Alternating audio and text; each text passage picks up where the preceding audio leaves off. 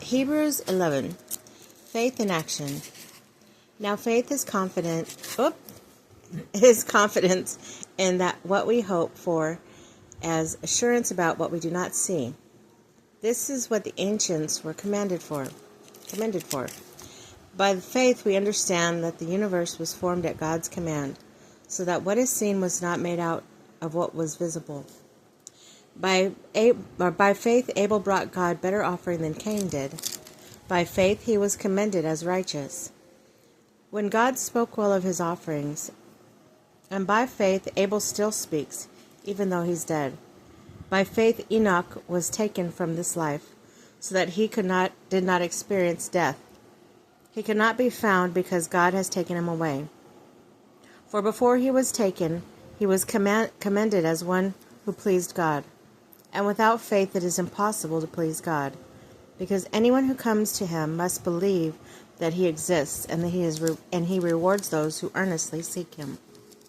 By faith Noah, when warned about things not yet seen, in holy fear built an ark to save his family. By his faith he condemned the world and became heir of the righteousness that is in keeping with faith. By faith Abraham, when called to go to a place he would later receive his inheritance, obeyed and went, even though he did not know where he was going. By faith he made his home in promised land, like a stranger in a foreign country. He lived in tents, as did Isaac and Jacob, who were heirs with him of the same promise. For he was looking forward to the city with foundations, whose architect and builder was God. And by faith even Sarah, who was past childbearing age, was enabled to bear children, because she considered him faithful who has made the promise. And so from this one man, and he as good as dead, came descendants as numerous as the stars, and as countless as the sand on the seashore. All these people were still living by faith when they died. They did not receive the things promised. They only saw them and welcomed them from a distance, admitting that they were foreigners and strangers on earth. People who say such things show that they were looking for a country of their own. If they had been thinking of the country they had left, they would have opportunity to return.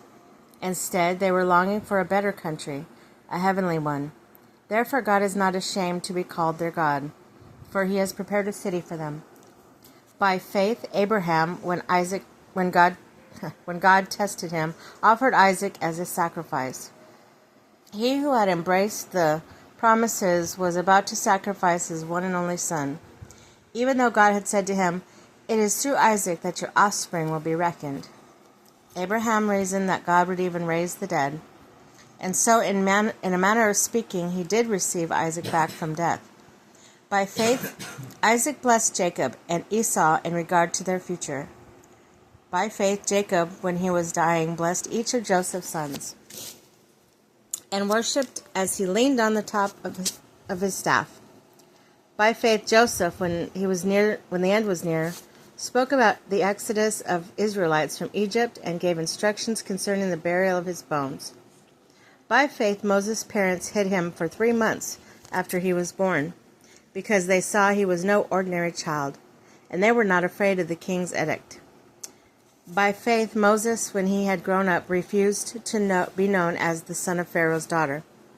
He chose to be mistreated along with the people of God rather than to enjoy the fleeting pleasures of sin. He regarded disgrace for the sake of Christ as of greater value than treasures of Egypt, because he was looking ahead to his reward.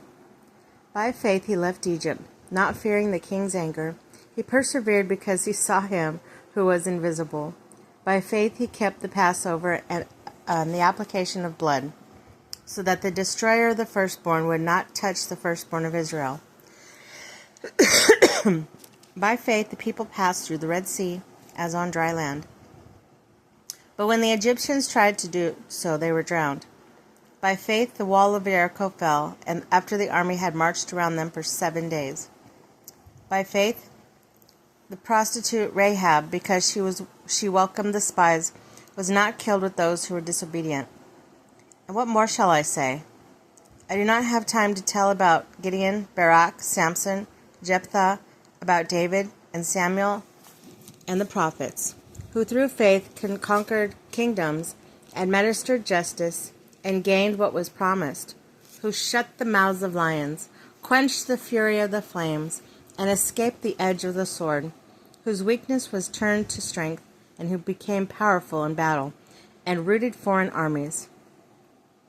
Women received back their dead raised to life again. There were others who were tortured, refusing to be released so they might gain an even better resurrection.